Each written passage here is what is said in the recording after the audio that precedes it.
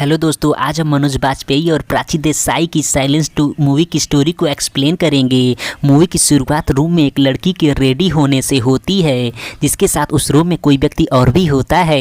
And फिर वो लड़की रेडी हो जाती है और अपना मोबाइल लेकर निकलने ही वाली होती है कि उसकी नज़र रूम में पड़े उस व्यक्ति के लैपटॉप पर पड़ती है, जिसे देखकर वो चौंक जाती है।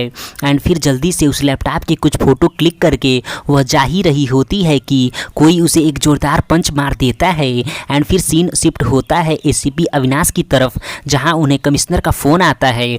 वो उसे बताते हैं कि एक बार में 7 लोगों का रहस्यमय तरीके से मर्डर हो गया है, जिनमें से एक सीएम का पीए है। और सीएम साहब यह पता लगाना चाहते हैं कि आखिर किसने उनके पीए का मर्डर किया है। अविनाश, तुम इस केस को अपने हिसाब से हैंडल करो और जल्द से जल्द कातिल का पता लगाओ। एंड फिर अविनाश तुरंत क्राइम स्पॉट पर पहुंचता है, जहां पहले से ही इंस्पेक्टर संजना भाटिया और उनकी टीम पहुंची होती है। वहां इन्वेस्टिगेशन करने पर पता चलता है कि बाकी सारी डेड बॉडी चेयर पर पड़ी हुई हैं, केवल एक लड़की की बॉडी नीचे फर्श पर गिरी है, जो कि वही लड़की होती है जो कि मूवी की स्टार्टिंग में दिखाई जाती है।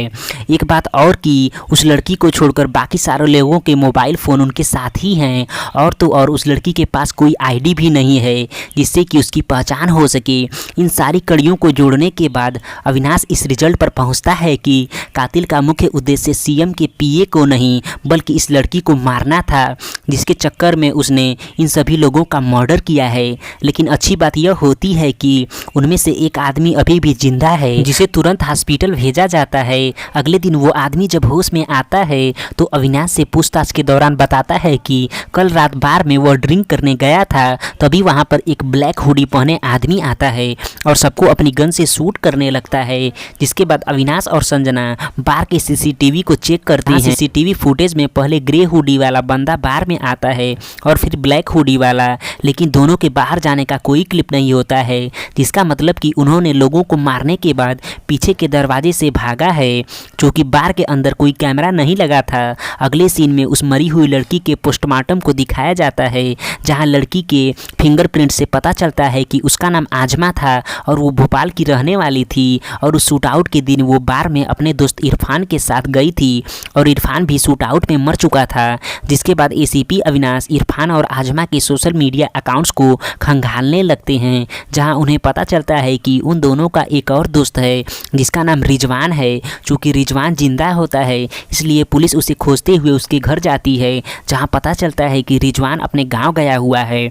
और वहीं आजमा के घर की भी लोकेशन उन्हें मिल जाती है।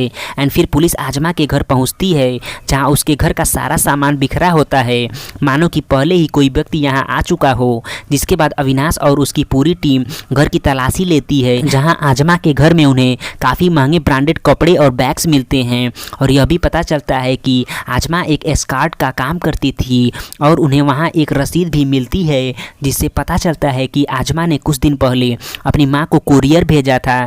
जिसके बाद पुलिस आजमा के घर उसके माँ के पास पहुँचती है और उस कुरियर के बारे में पूछती है, तो पता चलता है कि उस कुरियर में एक पेन ड्राइव था, जिसे ओपन करने पर उसमें एक मरी हुई लड़की तारा की फ़ोटो होती है। जिसे देखकर अविनाश को याद आता है कि कुछ दिनों पहले जयपुर की पुलिस ऑफिसर जया ने उन्हें कॉल पर तारा नाम की लड़की के मर्डर का जिक्र किया था। जिसके बाद अविनाश जया से वीडियो कॉल पर बात करते हुए बताते हैं कि जिस किलर ने तारा का मर्डर किया है शायद उसी ने आजमा को भी मारा हो, क्योंकि आजमा को तारा के किलर के बारे में पता चल गया था। शायद इसी वजह से उस किलर ने आजमा का भी मर्डर कर दिया है।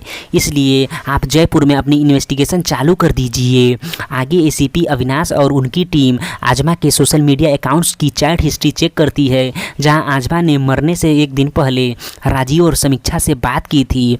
फिर अविनाश राजीव से आजमा के बारे में पूछने लगता है, जहां राजीव बताता है कि आजमा उसे एक पार्टी के दौरान मिली थी, जहां से राजीव आजमा का पर्सनल क्लाइंट बन गया था। और राजीव अविनाश से रिक्वेस्ट करता है कि वो इसके बारे में उसकी वाइफ को कुछ न बताए, क्योंकि राजीव अपनी पत्नी से काफ़ी डरता था। एंड फिर एक घर में कैद रिमझिम नाम की लड़की को दिखाया जाता है, जहाँ एक प्रिया नाम की लड़की अपने साथ 2 और लड़कियों को लेकर आती है और उनसे कहती है कि जल्द ही तुम्हारा ऑडिशन होगा और तुम सब स्टार बन जाओगी। फिर अर्जुन नाम की एक लड़की को दिखाया जाता है, जो एक जादूगर न बनने की वजह से काफ़ी अजीब व्यवहार करने लगा था। एंड फिर गौरव नाम का लड़का अर्जुन को कॉल करता है और एक बैचलर पार्टी के लिए वर्जिन लड़कियां अरेंज करने के लिए कहता है। दूसरी तरफ रिजवान वापस आ जाता है, जिससे अविनाश और संजना पूछताछ करते हैं, जहां उनके हाथ कुछ भी नहीं लगता है। फिर वे समीक्षा से मिलते हैं, क्योंकि मरने से पहले आजमा ने समीक्षा को मैसेज किया था कि वो उसे मिलना चाहती है। जहां समीक्षा बताती है कि आजमा आर्यन नाम के शख्स के लिए काम करती थी, लेकिन उसे आज तक किसी ने नहीं देखा है। और वह बताती है कि लड़कियों को हीरोइन बनाने का सपना दिखाकर ज़बरदस्ती उन्हें क्लाइंट के पास भेजा जाता है, और ऐसा न करने पर उन्हें जान से मारने की धमकी भी दी जाती है। इसी कारण आज तक मैं इस दलदल में फंसी हुई हूँ। और कुछ दिनों बाद समीक्षा का भी मर्डर हो जाता है, जिसका एसीपी अविनाश को पहले से ही अंदाज़ा था। एंड फिर समीक्षा के घर की तलाशी लेने पर पता चलता है कि समीक्षा फ़्लाइट से जयपुर जाने वाली थी। तभी अविनाश को शक होता है कि कहीं फिर जयपुर में लड़कियों की सप्लाई तो नहीं हो रही। जिसके बाद जयपुर के फ़्लाइट की लिस्ट चेक करने पर पता चलता है कि उस फ्लाइट में 14 या 15 सिंगल लड़कियां भी जा रही हैं।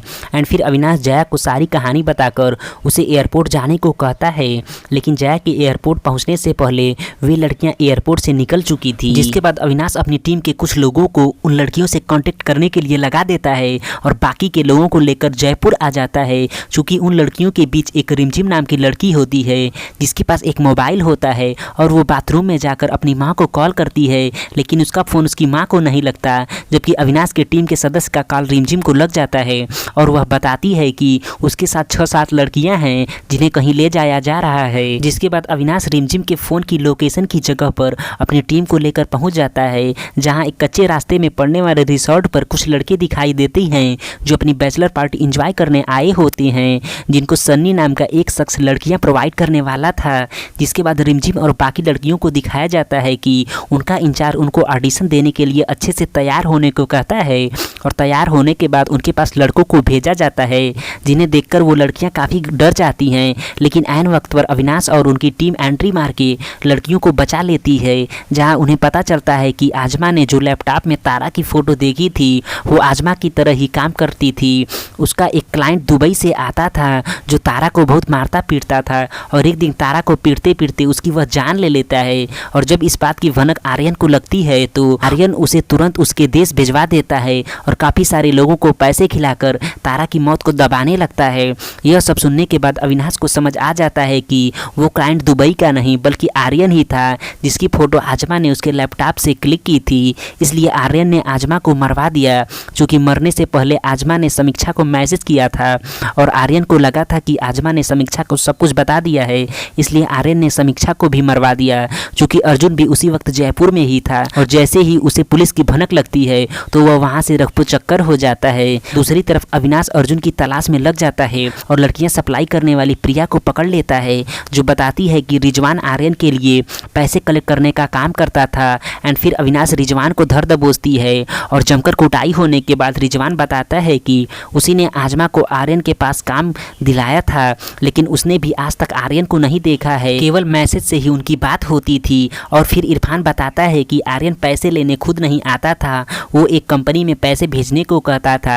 और जब अविनाश को उस कंपनी का नाम पता चलता है तो चौंक जाता है, क्योंकि वो कंपनी राजीव की थी। और जब वो राजीव से कड़ाई से पूछताछ करता है तो उन्हें आर्यन का नाम पता चलता है, और जब वे आर्यन से मिलते हैं तो आर्यन पागलों की तरह हरकतें करने लगता है। तभी वहाँ आर्यन की बहन आरती आकर अविनाश पर चिल्लाने लगती है, जिस दौरान आरती का पर्स नीचे गिर जाता है, जिसमें माचिस का एक डिब्बा होता है। इन सब चीज़ों को देखकर अविनाश को डाउट होता है, और वो आर्यन की सेक्रेटरी से पूछता है कि अभी हाल ही में आर्यन कहीं गया था क्या, जिस पर वो बताती है कि आर्यन सर कहीं नहीं जाते हैं, वे पूरे दिन ऑफिस में ही रहते हैं। एंड फिर अविनाश आरती से पूछताछ करता है कि क्या तुम जयपुर गई थी, तो वो कहती है कि मैं तो बेंगलोर गई थी, जिस पर अविनाश उसे बताता है कि न तुम बेंगलोर के किसी हाईवे पर टोल टैक्स भरी हो, और न ही वहाँ की सड़कों पर लगे कैमरे में तुम्हारे गाड़ी की कोई भी फ़ोटो आई है, जबकि जयपुर के हाईवे पर आरती ने टोल टैक्स भी भरा है और उसकी गाड़ी का फ़ोटो भी कैप्चर हुआ है। और यह भी अविनाश बताता है कि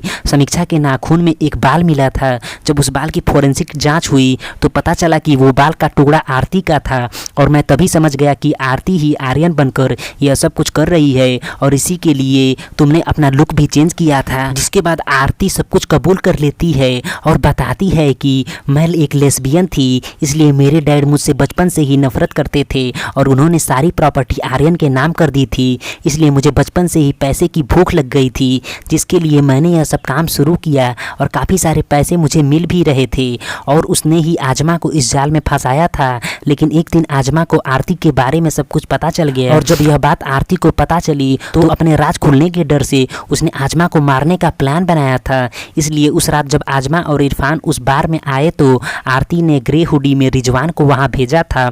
लेकिन रिजवान को इस बात की बिल्कुल भी भनक नहीं थी कि उसे आजमा को ही मारना है। एंड फिर उसके बाद ब्लैक हुडी में आरती वहाँ पहुँच गई और सबको शूट करने लगी जिससे कि आरती आजमा को आसानी से मार सके और रिजवान को साथ लेकर वहाँ से आरती भाग गई। आरती ने रिजवान को इसलिए जिंदा रखा क्योंकि इस धंधे का सारा पैसा रिजवान ही कलेक्ट करता था। और आरती बताती है कि उसे अपने किए पर थोड़ा भी शर्म नहीं है। भले ही वो लड़कियों से इस तरह का धंधा करवाती थी लेकिन वो लड़कियां भी इस तरीके से काफ़ी पैसे कमाती थी। जिसके बाद अविनाश उसे जेल भेजने की बात करता है जिस पर आरती वहाँ से भागकर टेरेस पर चली जाती है और उस टेरेस से ही छलांग लगा लेती है क्योंकि उसे जेल जाना बिल्कुल भी पसंद नहीं था। इस प्रकार अविनाश और उसकी टीम इस केस को सॉल्व कर देती है। जिसके बाद अविनाश को एक दूसरे केस के लिए कॉल आता है, मतलब कि साइलेंस 3 मूवी आने वाली है और मूवी की यहीं पर एंडिंग हो जाती है। धन्यवाद।